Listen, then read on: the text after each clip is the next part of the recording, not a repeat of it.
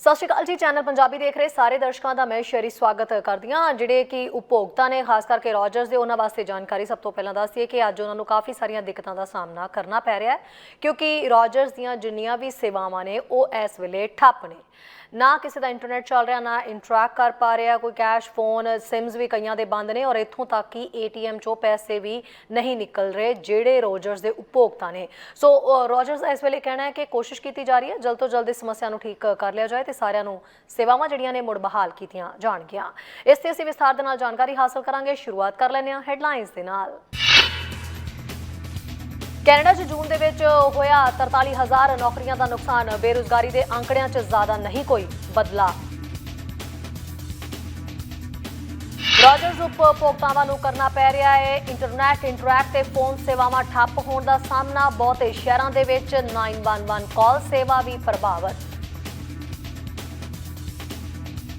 BC general employees union action ਦੇ ਲਈ ਤਿਆਰ, ਕਿਹਾ ਸੂਬਾ ਸਰਕਾਰ ਦੇ ਵੱਲੋਂ ਨਹੀਂ ਮਿਲੀ ਉਹਨਾਂ ਨੂੰ ਚੰਗੀ ਪੇਸ਼ਕਸ਼।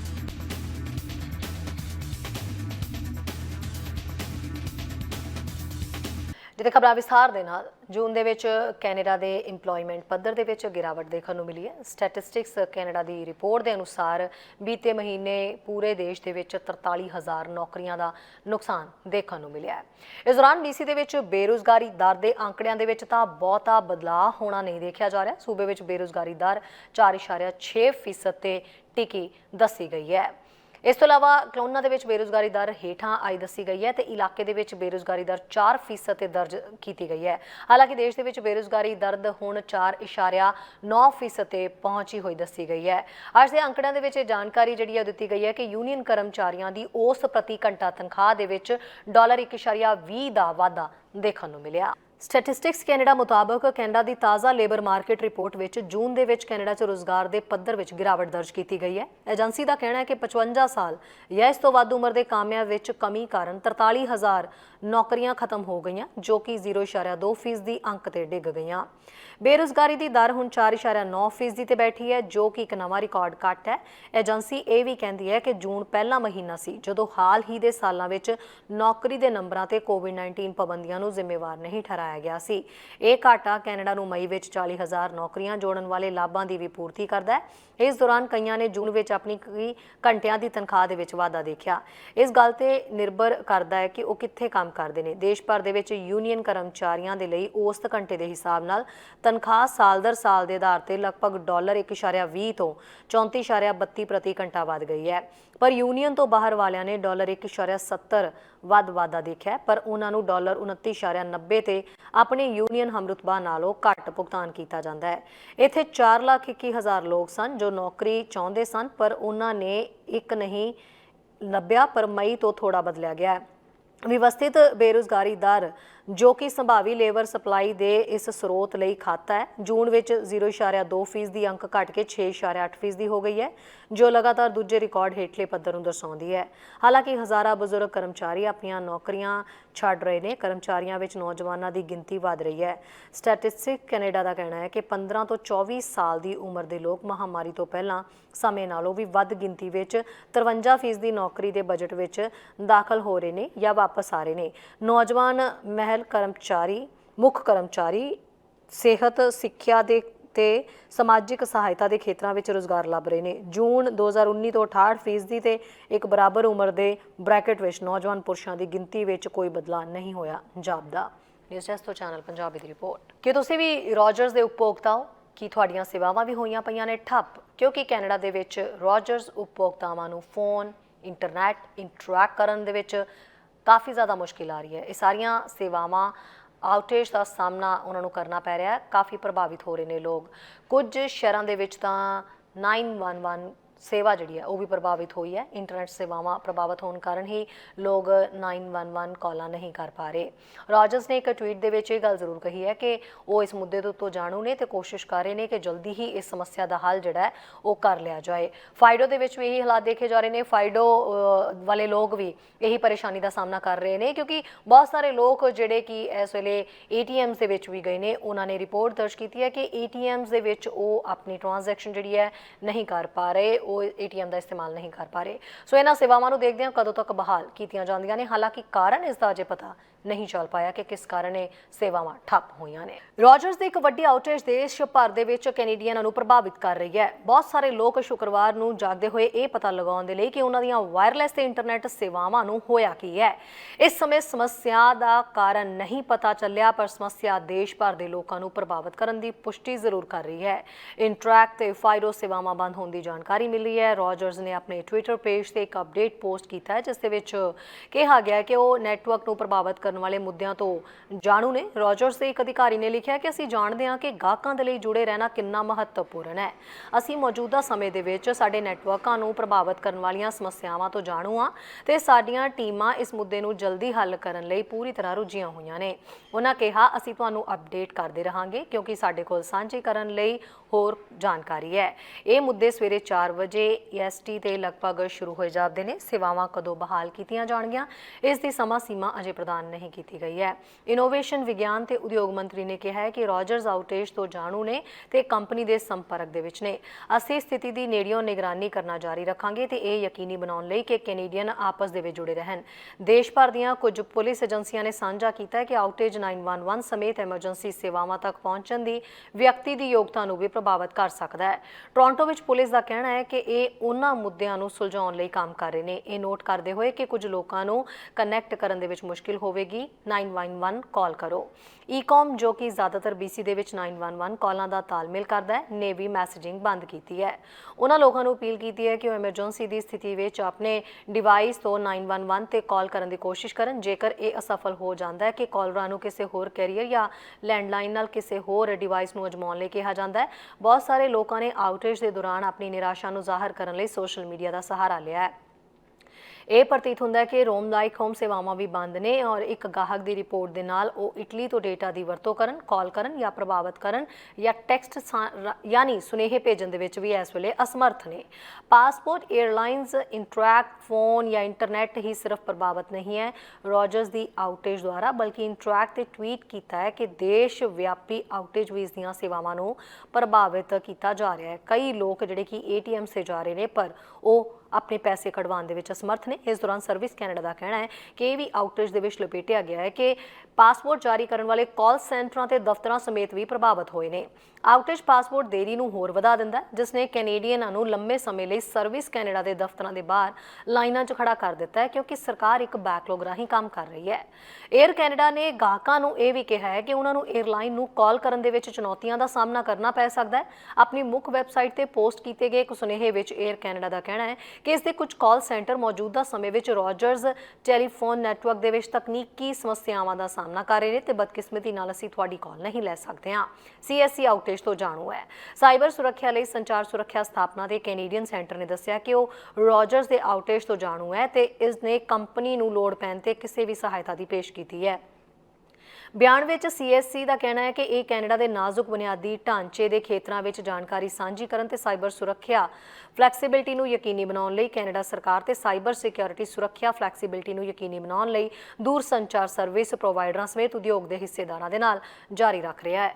ਨਿਊਜ਼ ਡੈਸਕ ਤੋਂ ਚੈਨਲ ਪੰਜਾਬੀ ਦੀ ਰਿਪੋਰਟ। BC ਸਰਕਾਰ ਦਾ ਕਹਿਣਾ ਹੈ ਕਿ ਉਹ ਜਨਤਕ ਸੇਵਾ ਕਰਮਚਾਰੀਆਂ ਨੂੰ ਲਗਭਗ 11% ਦੀ ਵੇਜ ਵਾਧੇ ਦੇ ਉੱਤੇ 2500 ਤੱਕ ਦੇ ਜਿਹੜੇ ਸਾਈਨਿੰਗ ਬੋਨਸ ਦੇ ਨਾਲ ਇੱਕ ਨਵੇਂ 3 ਸਾਲਾਂ ਦੇ ਇਕਰਾਰਨਾਮੇ ਦੀ ਪੇਸ਼ਕਸ਼ ਕਰ ਰਹੀ ਹੈ। ਪਰ ਦੂਜੇ ਪਾਸੇ ਯੂਨੀਅਨ ਦਾ ਕਹਿਣਾ ਹੈ ਕਿ ਉਹ ਜੌਬ ਐਕਸ਼ਨ ਦੀ ਯੋਜਨਾ ਬਣਾ ਰਹੇ ਨੇ। ਯੂਨੀਅਨ ਦਾ ਕਹਿਣਾ ਹੈ ਕਿ ਉਹ ਹੜਤਾਲ ਦੀ ਯੋਜਨਾ ਬਣਾ ਰਹੇ ਨੇ ਕਿਉਂਕਿ 33,000 memory BC general employees union ਤੇ ਸਰਕਾਰ ਦੇ ਵਿਚਾਲੇ ਸਮਝੌਤੇ ਦੀ ਗੱਲਬਾਤ ਨਹੀਂ ਬਣੀ। BC ਜਨਰਲ ਇੰਪਲੋਈਜ਼ ਯੂਨੀਅਨ ਦਾ ਕਹਿਣਾ ਹੈ ਕਿ ਸੂਬੇ ਤੋਂ ਤਾਜ਼ਾ ਪੇਸ਼ਕਸ਼ ਕਾਫੀ ਚੰਗੀ ਨਹੀਂ ਹੈ। ਯੂਨੀਅਨ ਮੁਤਾਬਕ BC GEU ਦੇ ਸੂਬੇ ਵਿਚਕਾਰ ਗੱਲਬਾਤ ਰੁਕ ਗਈ ਹੈ। BC GEU ਦੀ ਪ੍ਰਧਾਨ ਤੇ ਪਬਲਿਕ ਸਰਵਿਸ ਬਾਰਗੇਨਿੰਗ ਕਮੇਟੀ ਦੀ ਚੇਅਰ ਨੇ ਕਿਹਾ ਹੈ ਕਿ ਟੀਚਾ ਰੋਜ਼ਗਾਰਦਾਤਾਵਾਂ ਨੂੰ ਇਹ ਸਮਝਾਉਣਾ ਹੈ ਕਿ ਸਾਡੀ ਮੈਂਬਰਸ਼ਿਪ ਇੱਕ ਸੌਦਾ ਪ੍ਰਾਪਤ ਕਰਨ ਵਿੱਚ ਕਿੰਨੀ ਮਜ਼ਬੂਤ ਹੈ, ਜਿਸ ਲਈ ਉਹ ਹਾਂ ਦੇ ਵਿੱਚ ਵੋਟ ਦੇ ਸਕਦੇ ਨੇ। ਬਾਰਗੇਨਿੰਗ ਯੂਨਿਟ ਦੇ ਲਈ ਮੁੱਖ ਮੁੱਦੇ ਜੋ ਕਿ 33,000 ਫੈਡਰਲ ਸੂਬਾਈ ਸਿਵਲ ਸੇਵਕਾਂ ਦੀ ਨੁਮਾਇੰਦਗੀ ਕਰਦੇ ਨੇ, ਰਹਿਣ ਸਹਿਣ ਦੀ ਲਾਗਤ ਤੇ ਤੇ ਮਹਿੰਗਾਈ ਤੋਂ ਵੇਜ ਸੁਰੱਖਿਆ ਨੂੰ ਐਡਜਸਟ ਕਰਨਾ ਹੈ। ਹਫ਼ਤੇ ਦੇ ਸ਼ੁਰੂ ਵਿੱਚ BC ਪਬਲਿਕ ਸਰਵਿਸ ਏਜੰਸੀ ਦੇ ਡਿਪਟੀ ਮੰਤਰੀ ਨੇ ਯੂਨੀਅਨ ਦੇ ਮੈਂਬਰਾਂ ਨੂੰ ਇੱਕ ਬਿਆਨ ਦੇ ਵਿੱਚ ਕਿਹਾ ਕਿ ਪ੍ਰੋਵਿੰਸ ਦੀ ਪੇਸ਼ਕਸ਼ ਕੀਤੀ ਜਾ ਰਹੀ ਹੈ। ਔਸਤ BC GEU ਕਰਮਚਾਰੀ ਨੂੰ ਸਮੂਹਿਕ ਸਮਝੌਤੇ ਦੀ 3 ਸਾਲਾਂ ਦੀ ਮਿਆਦ ਵਿੱਚ 10.99% ਤੱਕ ਦੀ ਵੇਜ ਵਾਧਾ ਪ੍ਰਾਪਤ ਹੋਵੇਗਾ। ਟੇਬਲ ਤੋਂ ਘੱਟੋ-ਘੱਟ 50% ਫੁੱਲ ਟਾਈਮ ਤੇ ਘੱਟ ਕੰਮ ਕਰਨ ਵਾਲਿਆਂ ਦੇ ਲਈ ਪ੍ਰੋ ਰੇਟ ਕੀਤੇ ਕੰਮ ਕਰਨ ਵਾਲਿਆਂ ਲਈ $250 ਬੋਨਸ ਵੀ ਸੀ। ਜਦੋਂ ਕਿ ਤਨਖਾਹ ਬਾਰੇ ਗੱਲਬਾਤ ਰੁਕ ਗਈ। ਜ਼ਰੂਰੀ ਕਾਮਿਆਂ ਨਾਲ ਗੱਲਬਾਤ ਚੱਲ ਰਹੀ ਹੈ। ਇਹ ਫੈਸਲਾ ਕਰਨ ਲਈ ਕਿਹੜੀਆਂ ਨੌਕਰੀਆਂ ਨੂੰ ਕਿਸੇ ਵੀ ਨੌਕਰੀ ਦੀ ਕਾਰਵਾਈ ਤੋਂ ਛੋਟ ਹੈ, ਜਦੋਂ ਕਿ ਤਨਖਾਹ ਬਾਰੇ ਗੱਲਬਾਤ ਰੁਕ ਗਈ ਹੈ। ਜ਼ਰੂਰੀ ਕਾਮਿਆਂ ਨਾਲ ਗੱਲਬਾਤ ਚੱਲ ਰਹੀ ਹੈ। ਇਹ ਫੈਸਲਾ ਕਰਨ ਲਈ ਕਿ ਕਿਹੜੀਆਂ ਨੌਕਰੀਆਂ ਕਿਸੇ ਨੂੰ ਛੋਟ ਦੇ ਸਕਦੀਆਂ ਨੇ। ਇਸ ਲਈ 95% ਵੋਟ ਸਤੰਬਰ ਦੇ ਅੱਧ ਵਿੱਚ ਹੜਤਾਲ ਦੇ ਰਹੇ। ਸਮਿਥ ਨੇ ਕਿਹਾ ਕਿ ਅਸੀਂ ਰਣਨੀਤੀਕਾਰ ਬਣਨਾ ਚਾਹੁੰਦੇ ਹਾਂ, ਅਸੀਂ ਮਾਲਕ ਤੇ ਵੱਧ ਤੋਂ ਵੱਧ ਪ੍ਰਭਾਵ ਪਾਉਣਾ ਚਾਹੁੰਦੇ ਹਾਂ। ਯੂਨੀਅਨ ਦਾ ਕਹਿਣਾ ਹੈ ਕਿ ਉਹਨਾਂ ਦੇ ਮੈਂਬਰ ਉੱਚ ਹੁਨਰਮੰਦ ਕਾਮੇ ਨੇ ਜੋ ਕਿ ਕਿਤੇ ਹੋਰ ਨੌਕਰੀਆਂ ਪ੍ਰਾਪਤ ਕਰ ਸਕਦੇ ਨੇ, ਖਾਸ ਕਰਕੇ ਸਟਾਫ ਦੀ ਘਾਟ ਦੇ ਮੌਜੂਦਾ ਬਾਜ਼ਾਰ ਵਿੱਚ। ਸੋ ਜੇ ਅਸੀਂ ਉਹਨਾਂ ਨੂੰ ਰੱਖਣਾ ਚਾਹੁੰਦੇ ਹਾਂ ਤੇ ਅਸੀਂ ਨਵੇਂ ਲੋਕਾਂ ਦੀ ਭਰਤੀ ਕਰਨਾ ਚਾਹੁੰਦੇ ਹਾਂ, ਸਾਨੂੰ ਬਰਾਬਰ ਦੀ ਵੇਜ ਦਾ ਭੁਗਤਾਨ ਕਰਨ ਦੀ ਲੋੜ ਹੈ ਜੋ ਉਹਨਾਂ ਨੂੰ ਭਾਈਚਾਰਿਆਂ ਵਿੱਚ ਰਹਿਣ ਦੀ ਇਜਾਜ਼ਤ ਦਿੰਦੇ ਨੇ, ਜਿਨ੍ਹਾਂ ਵਿੱਚ ਉਹਨਾਂ ਦੇ ਕੰਮ ਕਰਨ ਦੀ ਉਮੀਦ ਕੀਤੀ ਜਾਂਦੀ ਹੈ।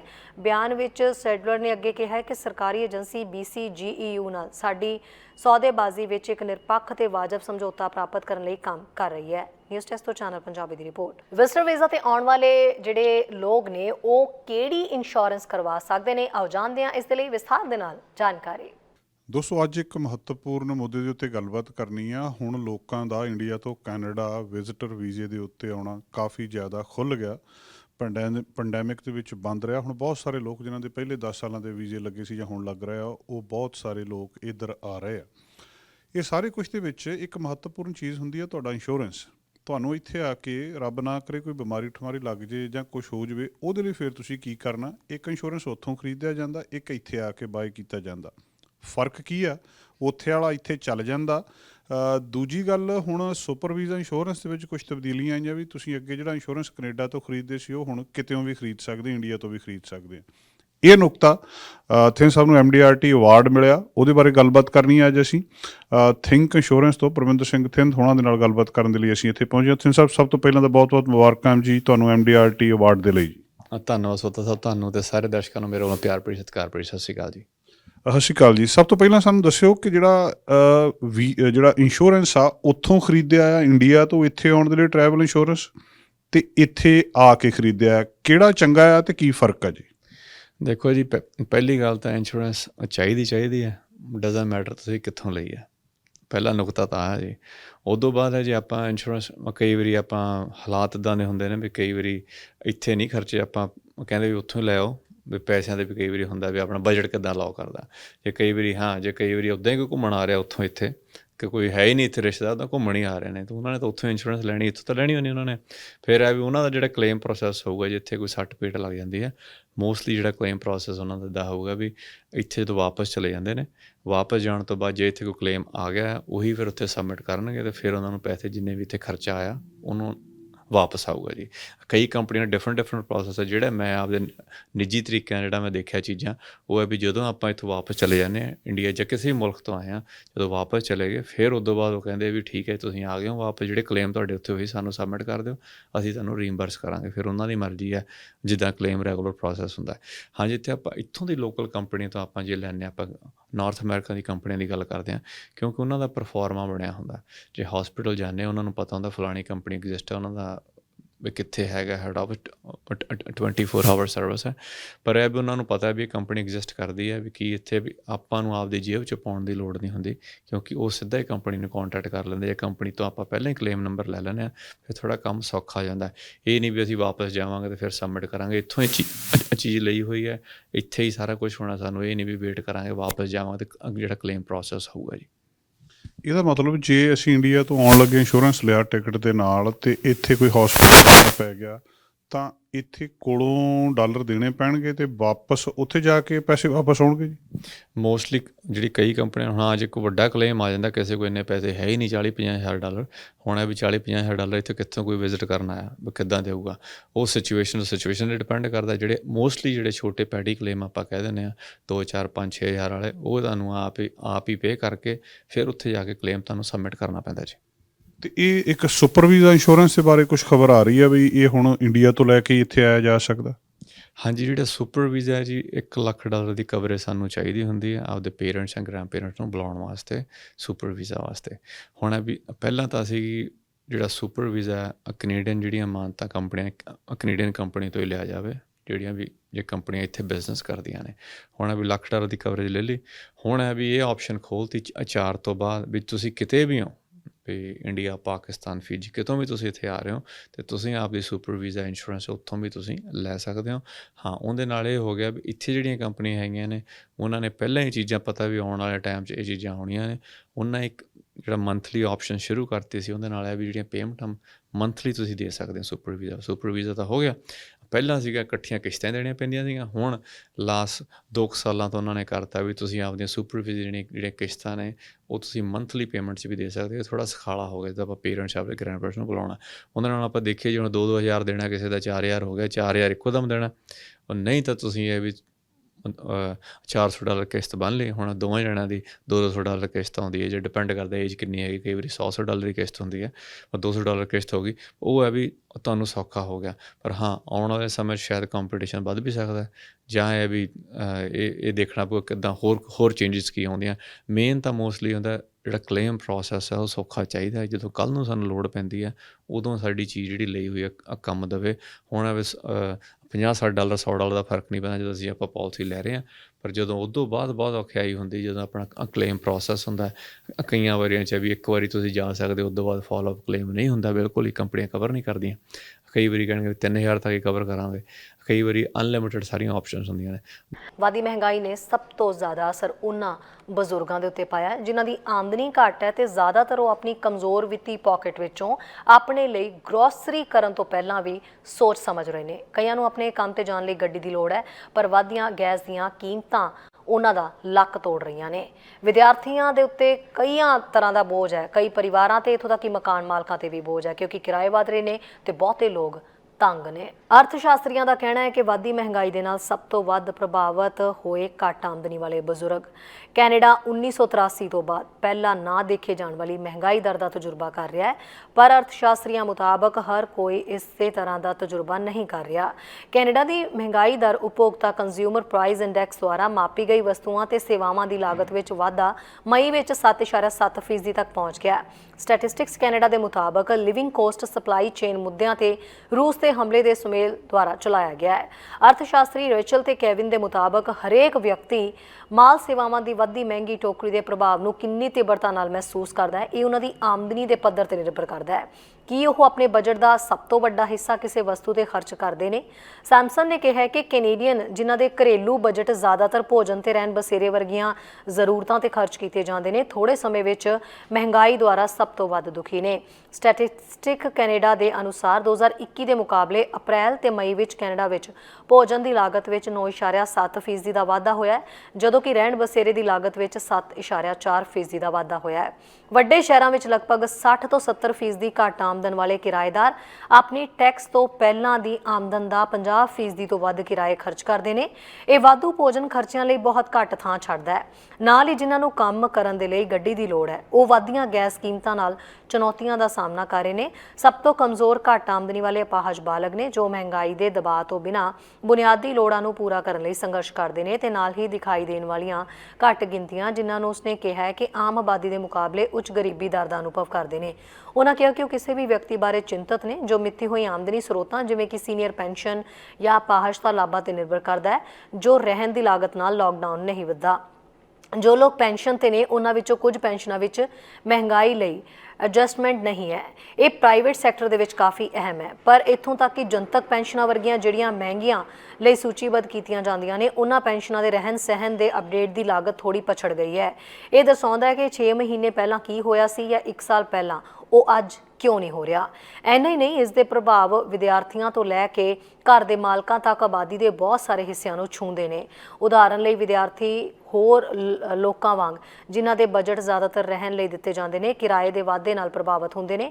ਉਹਨਾਂ ਦੱਸਿਆ ਕਿ ਵੈਨਕੂਵਰ ਦੇ ਕਿਰਾਏ ਵਿੱਚ ਪਿਛਲੇ ਸਾਲ ਕਾਫੀ ਵਾਧਾ ਹੋਇਆ, ਜਿਨ੍ਹਾਂ ਲਈ ਇਹ ਉਹਨਾਂ ਦੇ ਬਜਟ ਦਾ ਇੱਕ ਵੱਡਾ ਹਿੱਸਾ ਹੈ। ਨਿਊਜ਼ ਡੈਸਕ ਤੋਂ ਚੈਨਲ ਪੰਜਾਬੀ ਦੀ ਰਿਪੋਰਟ। ਜਿੱਥੇ ਅੱਗੇ ਦੇਖਦੇ ਹਾਂ ਐਡਮਿੰਟਨ ਤੋਂ ਸਾਡੇ ਸੀਨੀਅਰ ਪੱਤਰਕਾਰ ਕੁਲਮੀਤ ਸਿੰਘ ਸੰਘਾ ਦੀ ਇਹ ਖਾਸ ਅਪਡੇਟ। ਚੈਨਲ ਪੰਜਾਬੀ ਵੇਖ ਰਹੇ ਸਮੂਹ ਦਰਸ਼ਕਾਂ ਨੂੰ ਕੁਲਮੀਤ ਸਿੰਘ ਵੱਲੋਂ ਨਿੱਘੀ ਜੀ ਆਇਆਂ। ਵਾਹਿਗੁਰੂ ਜੀ ਕਾ ਖਾਲਸਾ, ਵਾਹਿਗੁਰੂ ਜੀ ਕੀ ਫਤਿਹ। ਐਡਮਿੰਟਨ ਸ਼ਹਿਰ ਤੋਂ ਦੋਸਤੋ ਖਬਰ ਲੈ ਕੇ ਤੁਹਾਡੇ ਲਈ ਹਾਜ਼ਰ ਹਾਂ। ਐਡਮਿੰਟਨ ਸ਼ਹਿਰ ਦੇ ਵਿੱਚ ਜਿਸ ਤਰ੍ਹਾਂ ਐਨਰਜੀ ਦੀਆਂ ਕੀਮਤਾਂ ਉੱਪਰ ਨੂੰ ਗਈਆਂ ਤੇ ਹਾਲਾਂਕਿ ਸਰਕਾਰ ਜਿਹੜੀ ਆ ਕੋਸ਼ਿਸ਼ ਕਰ ਰਹੀ ਆ ਲੋਕਾਂ ਨੂੰ ਥੋੜ੍ਹਾ ਬਹੁਤ ਰਿਆਇਤ ਦੇਣ ਲਈ, ਯਾਨੀ ਕਿ ਰਿਬੇਟ ਜਾਂ ਕਹਿ ਲਓ ਸਬਸਿਡੀ, ਤਾਂ ਕਿ ਉਹਨਾਂ ਨੂੰ ਉਹਨਾਂ ਬਿੱਲਾਂ ਤੋਂ ਰਾਹਤ ਮਿਲ ਸਕੇ ਜਿਹੜੇ ਬਹੁਤ ਜ਼ਿਆਦਾ ਵੱਧ ਚੁੱਕੇ ਨੇ। ਪਰ ਦੂਸਰੇ ਪਾਸੇ ਜਿਹੜੀਆਂ ਕੰਪਨੀਆਂ ਨੇ ਉਹ ਐਸੇ ਅੜਿੱਕੇ ਵਿੱਚ ਫਸੀਆਂ ਹੋਈਆਂ ਵੀ ਜਦੋਂ ਤਾਂ ਸਿਆਲ ਹੁੰਦਾ ਆ ਉਹਨਾਂ ਦਿਨਾਂ ਦੇ ਵਿੱਚ ਉਹ ਲੋਕਾਂ ਦੇ ਕਨੈਕਸ਼ਨ ਨਹੀਂ ਕੱਟ ਸਕਦੇ, ਭਾਵੇਂ ਕਿਸੇ ਨੇ ਬਿੱਲ ਦਿੱਤਾ ਜਾਂ ਨਹੀਂ ਦਿੱਤਾ ਉਹਦੇ ਉਹ ਕਨੈਕਸ਼ਨ ਨਹੀਂ ਕੱਟ ਸਕਦੇ। ਇਹ ਦਸੰਬਰ ਤੋਂ ਲੈ ਕੇ ਅਪ੍ਰੈਲ ਤਾਈਂ ਹੁੰਦਾ ਜੀ। ਅਤੇ ਅਪ੍ਰੈਲ ਤੋਂ ਬਾਅਦ ਕੰਪਨੀਆਂ ਨੂੰ ਇੰਨਾ ਕੁ ਹੈਗਾ ਕਿ ਉਹ ਮਤਲਬ ਕਨੈਕਸ਼ਨ ਜਿਹੜੇ ਡਿਸਕਨੈਕਟ ਕਰ ਸਕਦੇ। ਪਹਿਲਾਂ ਨਹੀਂ ਸੀ ਹੋਇਆ ਕਰਦਾ, ਪਰ ਹੁਣ ਇਹ ਸਰਕਾਰ ਵੱਲੋਂ ਉਹਨਾਂ ਨੂੰ ਆਗਿਆ ਦੇ ਦਿੱਤੀ ਗਈ ਸੀਗੀ ਵੀ ਉਹ ਕਨੈਕਸ਼ਨ ਕੱਟ ਸਕਦੇ ਨੇ। ਦੱਸਿਆ ਜਾਂਦਾ ਵੀ ਇਸ ਸਾਲ ਦੇ ਵਿੱਚ ਜਾਂ ਟੋਟਲ ਜਿਹੜਾ ਜੀ ਉਹਨਾਂ ਨੇ ਕਹਿੰਦੇ 200 ਬੰਦਿਆਂ ਦੇ ਜਿਹੜੇ ਕਨੈਕਸ਼ਨ ਹੈਗੇ ਆ ਕੱਟ ਕੀਤੇ ਆ ਘਰਾਂ ਦੇ, ਜਿਨ੍ਹਾਂ ਨੂੰ ਬਿਜਲੀ ਜਾਣੋਂ ਉਹਨਾਂ ਨੇ ਬੰਦ ਕਰ ਦਿੱਤੀ।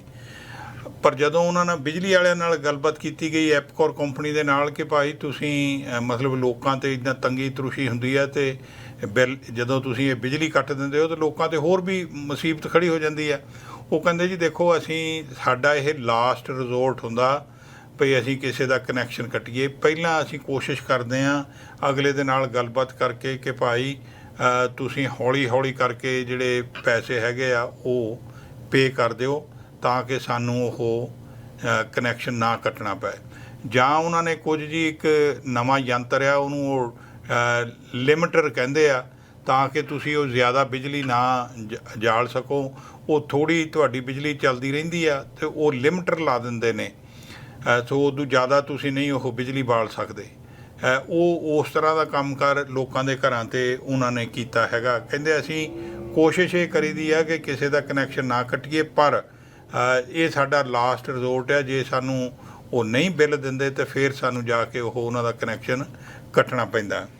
NDP ਵਾਲਿਆਂ ਦਾ ਕਹਿਣਾ ਕਿ ਭਾਈ ਗੱਲ ਸੁਣੋ, ਦੇਖੋ ਸਰਕਾਰ ਭਾਵੇਂ ਤੁਹਾਨੂੰ $50 ਦਿੰਦੀ ਆ ਮਹੀਨੇ ਦੇ, ਉਹ ਇਹ ਮਤਲਬ ਬਿਲਕੁਲ ਜੇ ਜ਼ੀਰੋ ਨਾਲੋਂ ਤਾਂ ਬਿਹਤਰ ਆ $50, ਪਰ ਉਹ ਕਹਿੰਦੇ ਵੀ ਉਹ ਕਾਫੀ ਨਹੀਂ ਹਨ ਕਿਉਂਕਿ ਲੋਕਾਂ ਦੇ ਬਿੱਲ ਜਿਹੜੇ ਆ ਉਹ ਸੈਂਕੜਿਆਂ ਦੇ ਵਿੱਚ ਵੱਧ ਚੁੱਕੇ ਆ ਅਤੇ $50 ਦੇ ਨਾਲ ਉਨੀ ਉਹਨਾਂ ਨੂੰ ਜਿੱਦਾਂ ਕਹਿੰਦੇ ਹੁੰਦੇ ਰਾਹਤ ਨਹੀਂ ਮਿਲਦੀ। ਉਹ ਕਹਿੰਦੇ ਵੀ ਸਰਕਾਰ ਨੂੰ ਇਦੋਂ ਜ਼ਿਆਦਾ ਲੋਕਾਂ ਲਈ ਉਹਨਾਂ ਲਈ ਕਰਨਾ ਚਾਹੀਦਾ ਜਿਹੜੇ ਇਹ ਬਿੱਲ ਨਹੀਂ ਅਦਾ ਕਰ ਸਕਦੇ, ਕਿਉਂਕਿ ਉਹ ਕਹਿੰਦੇ ਵੀ ਰੋਟੀ ਪਾਣੀ ਤਾਂ ਲੋਕਾਂ ਨੇ ਖਾਣਾ ਆ ਨਾ।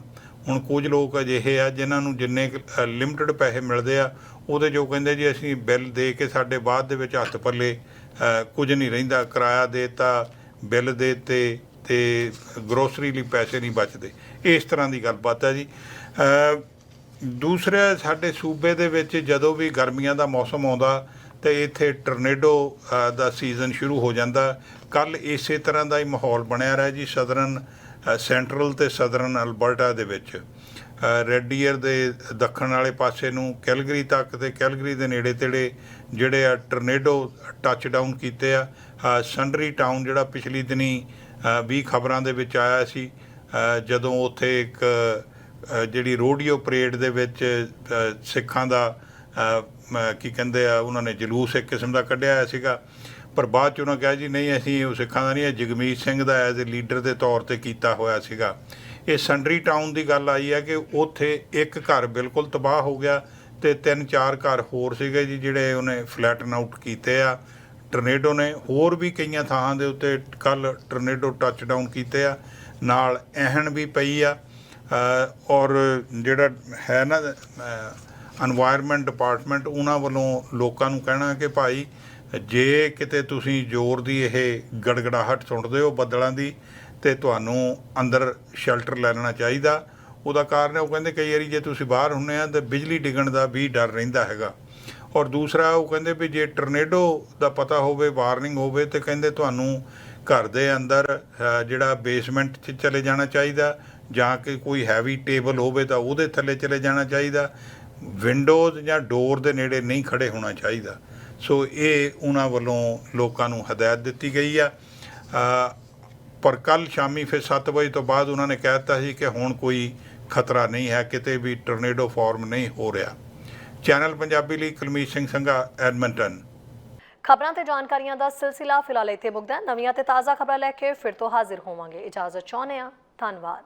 ਸਾਡਾ ਹਰ ਇੱਕ ਪ੍ਰੋਗਰਾਮ ਦੇਖਣ ਤੇ ਸਾਡੇ ਨਾਲ ਜੁੜਨ ਲਈ ਸਬਸਕ੍ਰਾਈਬ ਕਰੋ ਚੈਨਲ ਪੰਜਾਬੀ ਤੇ ਨੋਟੀਫਿਕੇਸ਼ਨ ਲਈ ਬੈਲ ਆਈਕਨ ਵਾਲੇ ਬਟਨ ਤੇ ਕਲਿੱਕ ਕਰੋ।